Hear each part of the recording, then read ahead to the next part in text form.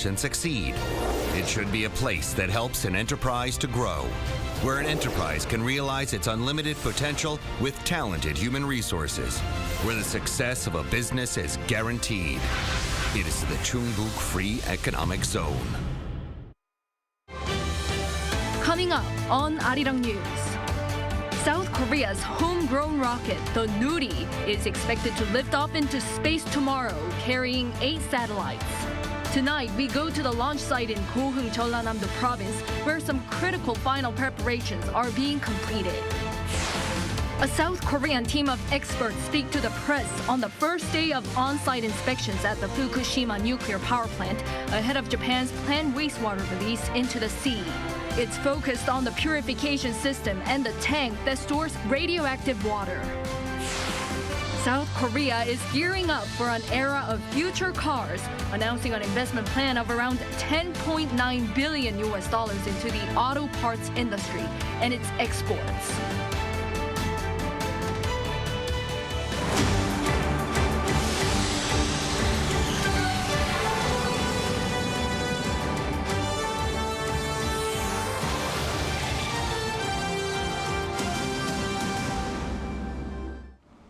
Good evening. It's 9 p.m. here in Seoul. Thank you for joining us on Arirang News. We begin with South Korea's homegrown rocket, the Nuri, where there's exactly 1 day to go until it lifts off into space for the 3rd time. This time, it's not a test flight as Nuri is embarking on its first proper mission.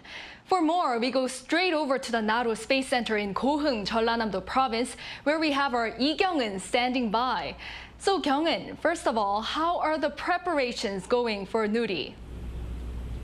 Well, good evening, Chi-young. Well, Nuri now is standing upright, but final stage preparations are still underway.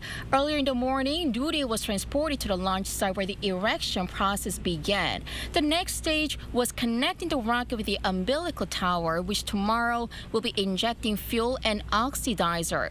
But that stage is still in process as there was a slight delay caused by sporadic showers in the afternoon as officials here tried to prevent any water from going into the tubes. There's a final round of technical and weather checkups before the Korea Aerospace Research Institute decides whether the launch can go ahead.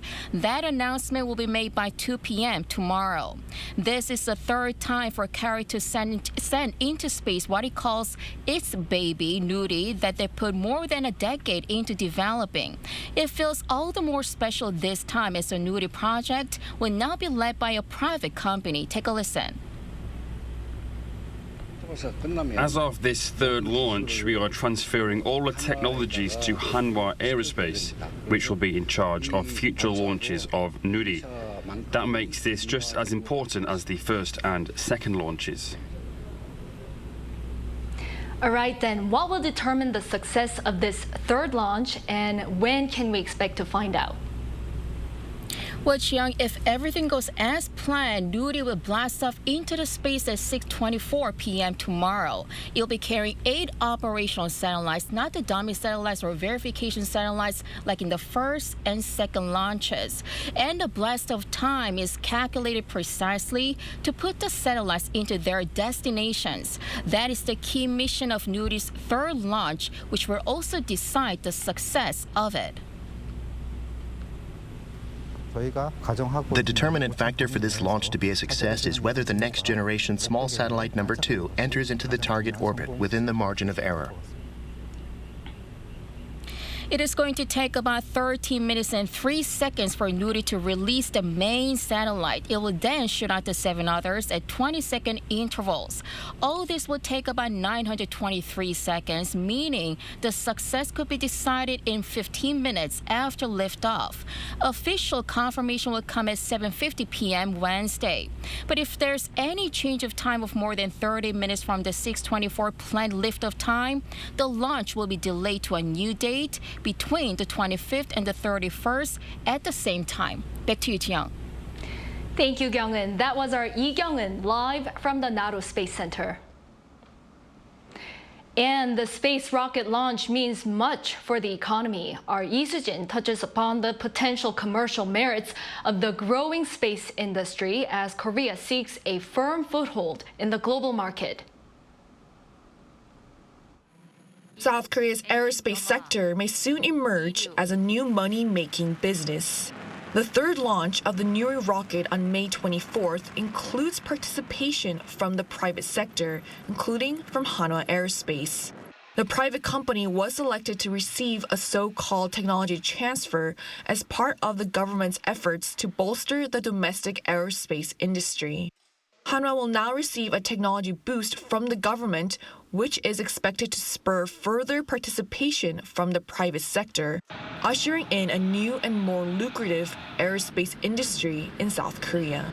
The global aerospace industry is expected to continue expanding with a predicted value of $1 trillion in 2040. An increase in investment in domestic aerospace companies will boost R&D, leading to a plethora of economic benefits. The aerospace industry encompasses all industries related to space exploration, such as the construction and operation of launch vehicles and satellites, as well as the development and supply of satellite services, therefore having significant added economic value. There are already domestic startups in the aerospace industry that have begun to develop their own space technology. Domestic rocket startup InnoSpace became the first private company in the country to successfully launch a rocket. Video footage shows InnoSpace's own suborbital rocket lifting off from Brazil on March 19. The increase in homegrown space technology will help reduce astronomical costs and barriers to entry into the space industry. On the day of the launch, stock prices of companies in related industries such as Korea Aerospace Industries closed up 2.46%, despite the nation's main Kospi bourse ending down 0.69%. Investment options in the private aerospace sector are also becoming diversified. Hanwha Asset Management offers the only ETF in the nation that invests in domestic space companies. Nuri rocket's third launch is expected to lead to the participation of more private companies in the space industry, with more developing their own satellites, marking the beginning of a domestic space industry led by private companies. As more private companies partake in aerospace R&D, space services and technologies may become commercialized, creating more added value for the economy as a whole. 이수진, Arirang News. Now, as we wait in anticipation for Nuri's third blast-off, our Kim Jung-sil takes a look back at Korea's 30-year journey to building its own space launch vehicle. It all began in 1993 when South Korea's first science rocket was launched. Founding member and former president of the Korea Aerospace Research Institute looks back on that moment 30 years ago. I think it was a very important launch because it was the first step for the Korea Aerospace Research Institute to develop a rocket that would be used in space research. We had a mere 20 members on the team, and when it was put together and launched successfully, we were all thrilled and excited. I can still feel that moment like it was yesterday. And 9 years later, the first liquid propulsion rocket was launched. As the rockets got bigger, the need to make the engine liquid was vital, as it allows delicate control of the thrust, and another important reason. The solid rocket can be easily transferred to the military purpose. So obviously, this may cause some international conflict of interest. So in order to avoid that kind of international situation, Korea decided to develop liquid rocket engine. In 2013, South Korea's first satellite launch vehicle, Naro, went up into space. It was jointly developed by South Korea and Russia. When we were developing the KSR-3, North Korea tried to launch a satellite using its Taepodong-1 technology. It failed, of course, but back then, the South Korean government also wanted to launch a satellite as soon as possible. So we needed the help of other countries. Russia, in this case, provided us the first stage rocket, while South Korea developed the second stage rocket. The successful launch of Naro paved the way for Nuri, a space launch vehicle that's 100% South Korean technology. Not only is the rocket made in Korea, but the satellites are Korean as well. And the Nuri now carries 8 satellites for practical application. such as ground observation or constellation mission and so on. So the third launch will be the first real-world application for the Nuri. Fewer than 10 countries in the world have this technology, and South Korea hopes that Nuri's journey will be a stepping stone for South Korea to secure a global leading edge in space exploration. 김정실, 아리랑 뉴스.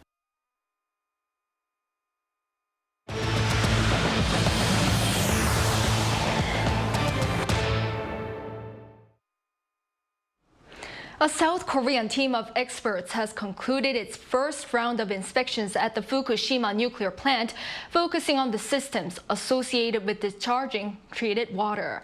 While concrete details have yet to be shared, the team reported on its first day at the plant. Kim Hyun-sung reports. The first round of inspections by the South Korea dispatch team at the Fukushima nuclear plant has wrapped up, and the team leader has spoken about its first impressions. We are looking at the systems that will be used to discharge the water. Right now, since the water has not been released, we're just examining the discharge plans. According to Yoon, the team of 21 experts surveyed the facility, with particular attention given to the Advanced Liquid Processing System, or ALPS, and the K4 water tanks that are currently storing the contaminated water. However, he offered no details of his assessment.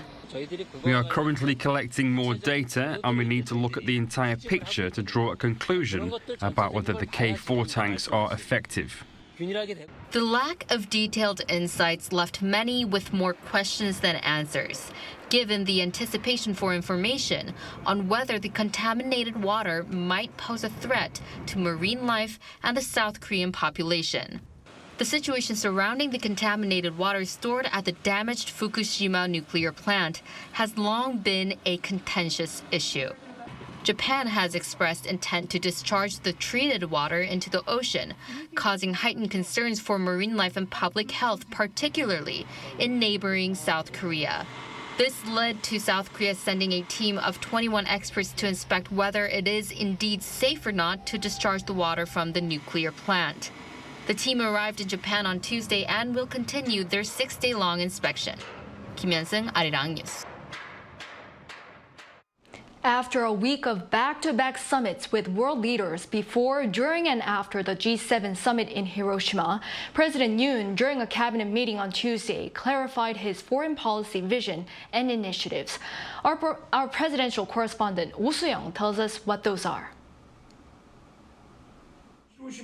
South Korea will increase its role as an active and responsible world power while overcoming its biggest external challenges posed by North Korea and economic uncertainty. That's the so-called three-dimensional diplomacy President Yoon Suk-yeol has set out for Seoul.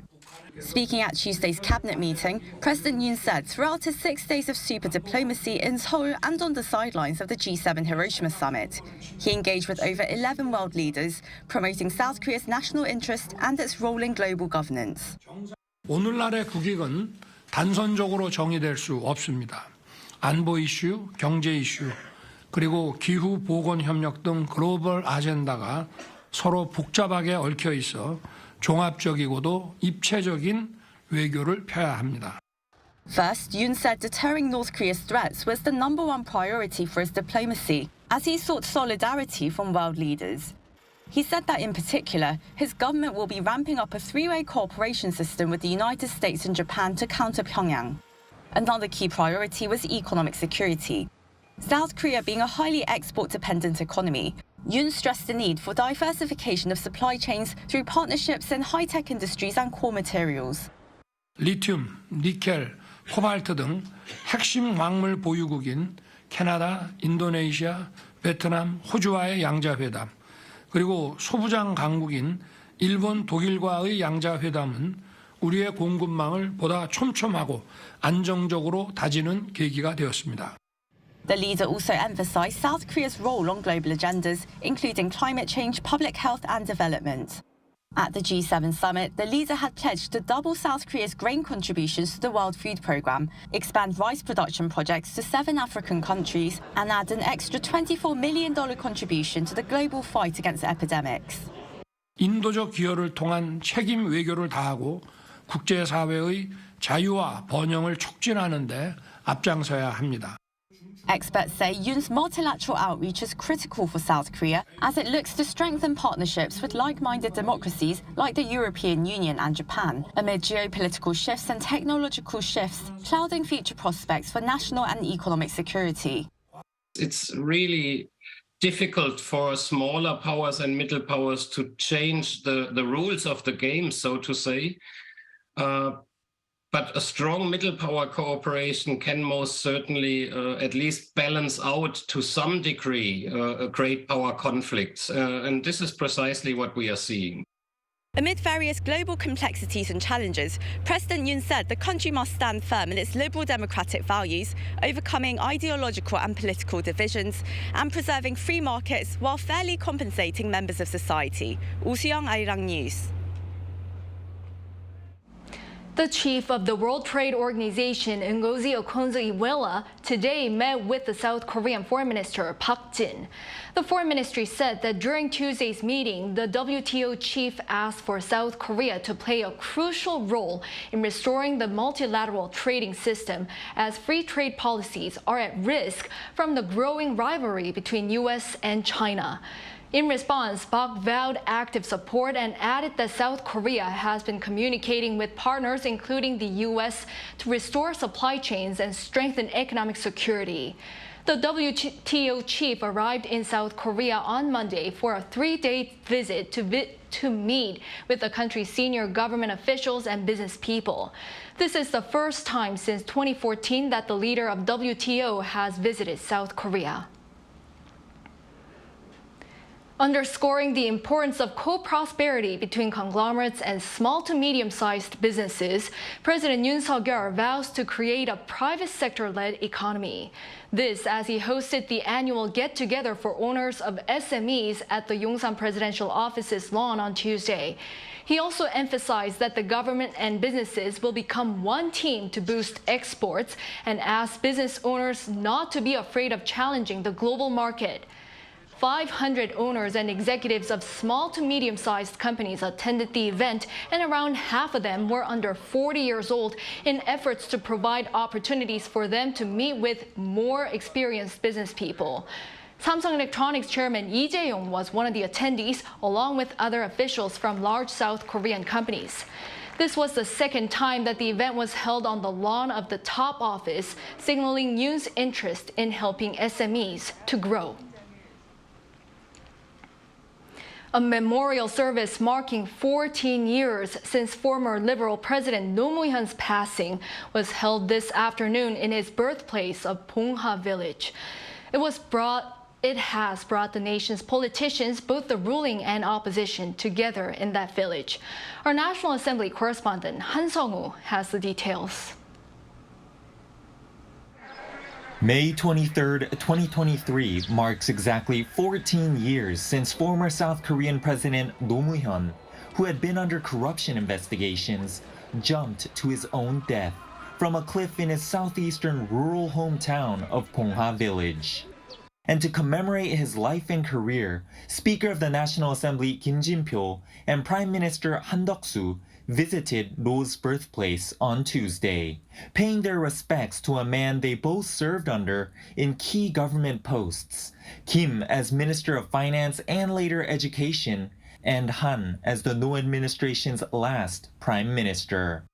In his eulogy, Speaker Kim said South Korea was able to develop into a universal, advanced democracy under Roh's leadership. He added that it was a joy to work with the late president to reform South Korea's education and politics, and to attain economic prosperity. Prime Minister Han, meanwhile, remarked that Roh always strove to be remembered as a hard-working president who was brave and principled.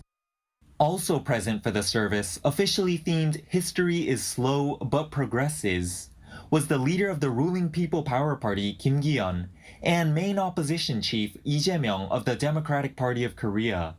Former president and Roh's last chief of staff, Moon Jae-in, was in attendance as well. President Yoon Suk-yeol, however, did not attend, opting instead to send flowers of condolence, and his senior secretary for political affairs, Lee Jin-bok. Representing Roh from his own family at the event were his wife, son, daughter, and other relatives. According to the Roh Moo-hyun Foundation, more than 7,000 people paid their respects in Bongha village on Tuesday, including some 4,500 who actually attended the memorial service. 한성우, Arirang News. South Korea seeks an answer in future cars for an economic breakthrough on the heels of record high figures of car production and exports in recent days. A related investment plan was rolled out today worth around $10 billion. Our business correspondent Lee Yoon has more. South Korea is preparing for a new era of future cars by supporting the country's auto parts industry. The Ministry of Trade, Industry and Energy on Tuesday highlighted the car parts sector as a starting point of mobility innovation, saying it's essential to support the industry in responding to shifting auto paradigms, electrical, AI, and autonomous. During a meeting on Tuesday, the public and the private sectors decided to inject around $10.9 billion into the auto parts industry. This is to nurture talent in the future car technology sector, expand exports of car parts, and enter into the global supply chain. It also set a goal to increase EV production to 5 times the level it's at now by the year 2030, while expanding exports to key markets such as US and Europe and high-potential markets such as the Middle East, East Asia, and the ASEAN region. Through this, the ministry expects car exports to exceed $80 billion this year, an all-time high. Furthermore, the government thinks this may bolster high-tech industries such as system chips, large-size displays, and a biohealth sector. To support car parts companies, a memorandum of understanding was signed by automobile companies and 8 related institutes. Auto giants including Hyundai Motor, Kia, and General Motors Korea pledged to help stabilize auto part companies' liquidity while taking part in joint tech development in order to strengthen partnerships with the car parts industry. These new measures come amid impressive growth in the country's car industry, where its exports saw a record high of $30.9 billion from January to April this year. Monthly domestic car production in March, meanwhile, surpassed 400,000 units, the highest figure in 6 years. Lee Hyun, Arirang News. South Korea has successfully finalized a major defense deal with Malaysia. The deal was finalized on Tuesday by South Korean Defense Minister Lee Jong-seop during his visit to Malaysia for a high-level meeting with his Malaysian counterpart, Defense Minister Mohammed Hassan. Malaysia has now agreed to buy 18 state-of-the-art FA-50 fighter jets in a deal worth roughly $920 million. Talks about a potential deal began back in February. The FA-50 is a supersonic advanced jet trainer developed by Korea Aerospace Industries. Minister Lee expressed his hope to expand the country's cooperation in defense with Malaysia. The Malaysian Navy is looking to acquire 3 2,000-ton class vessels from South Korea as well. After a devastating cyclone hit parts of Myanmar about a week ago, South Korea has decided to provide $500,000 in humanitarian aid to the country. Announcing the plan, Seoul's Foreign Ministry said Tuesday that the government hopes the aid can help the people of Myanmar rebuild their lives as soon as possible and help affected areas recover. According to Myanmar's military rulers, at least 145 people were killed by the storm that struck the country on May 14th. Myanmar state media also said more than 180,000 buildings were damaged as the cyclone brought flash floods and power outages, tore roofs off buildings, and destroyed cell phone towers.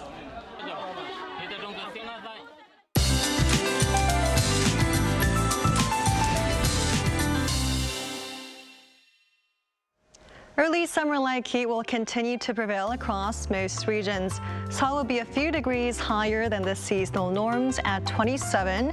Other regions such as Gangneung and Uiseong will see highs of 28 degrees. Along with the heat, UV radiation will be extreme nationwide. To avoid any skin aggravation, make sure to wear plenty of sunblock when heading out. While most of the fine dust will subside, southern parts of the country will see poor air quality for the morning hours. Overall conditions look moderate for the Naru Space Center located in Goheung, Jeollanam-do Province. The expected launch time is approximately 6:24 p.m. tomorrow. Wind speed will be around 1 to 4 meters per second. For the morning, Seoul and Busan will be starting off at 15 degrees. And wide temperature gaps are expected with highs jumping significantly. Seoul, Gwangju, Daegu, and Gyeongju will all be reaching 27 degrees. Along with the showers for central regions and seasonable heat will take a brief respite on Friday. That's all for now, and here are the weather conditions around the world.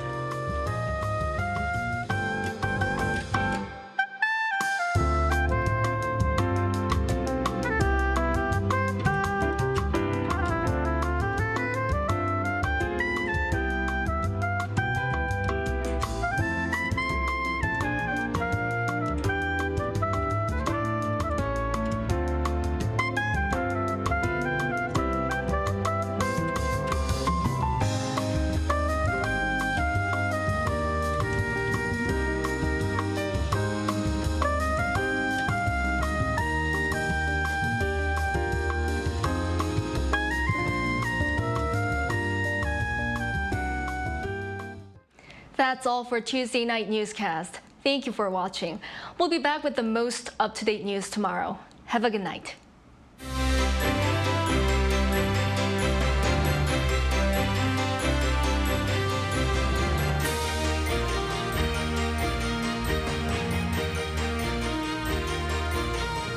In what sort of environments do new enterprises typically flourish and succeed? It should be a place that helps an enterprise to grow, where an enterprise can realize its unlimited potential with talented human resources, where the success of a business is guaranteed. It is the Chungbuk Free Economic Zone.